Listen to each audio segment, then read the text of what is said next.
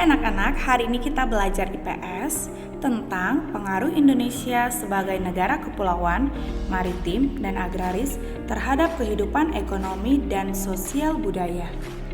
Silakan siapkan notebook dan pen untuk mencatat poin-poin penting dari penjelasan yang dijelaskan oleh Miss Feni. Pertama, pengaruh terhadap kehidupan ekonomi. Bentuk muka bumi atau kenampakan alam Indonesia sangat beragam. Kenampakan alam tersebut dapat dibedakan menjadi dua, yaitu 1.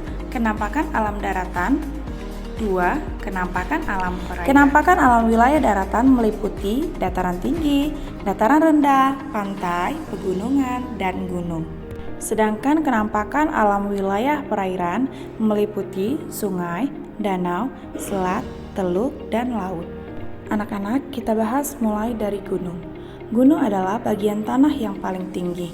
Bentuknya menyerupai kerucut dengan ketinggian lebih dari 600 mdpl. Biasanya, gunung dapat dimanfaatkan untuk pertanian, pariwisata, dan perkebunan. B. Pegunungan. Pegunungan adalah daerah yang bergunung-gunung.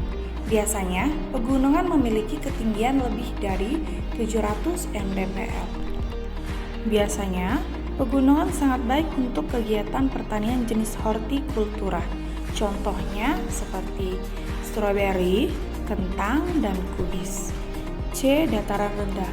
Dataran rendah adalah bagian daratan yang datar dengan ketinggian antara 0 sampai 200 mdpl.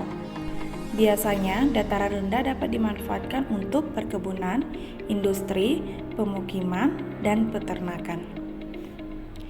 Dataran rendah sangat cocok untuk perkebunan tebu, kelapa sawit, kina, dan lain-lain. D. Dataran tinggi. Dataran tinggi adalah daerah datar yang memiliki ketinggian lebih dari 400 mdpl. Biasanya, dataran tinggi dapat dimanfaatkan sebagai daerah perkebunan dan pariwisata. Contohnya seperti perkebunan teh Ranca Bali di Bandung, wisata alam di dataran tinggi Dieng, dan beras pagi. E. Sungai. Sungai adalah aliran air yang teratur yang mengalir dari daerah hulu sampai ke daerah hilir. Biasanya, sungai dapat dimanfaatkan menjadi sarana transportasi dan kegiatan ekonomi. E. Danau. Danau adalah genangan air tawar yang sangat luas dan dikelilingi oleh daratan. Danau dapat dimanfaatkan untuk objek wisata, irigasi, pembangkit listrik tenaga air, dan tempat budidaya ikan. Selanjutnya yaitu laut. Laut adalah kumpulan air asin yang luas di permukaan bumi yang memisahkan atau menghubungkan suatu benua dengan benua lainnya dan suatu pulau dengan pulau lainnya. Laut dapat dimanfaatkan untuk sumber mata pencarian, transportasi, dan tempat wisata. Nah, anak-anak, Indonesia merupakan negara maritim.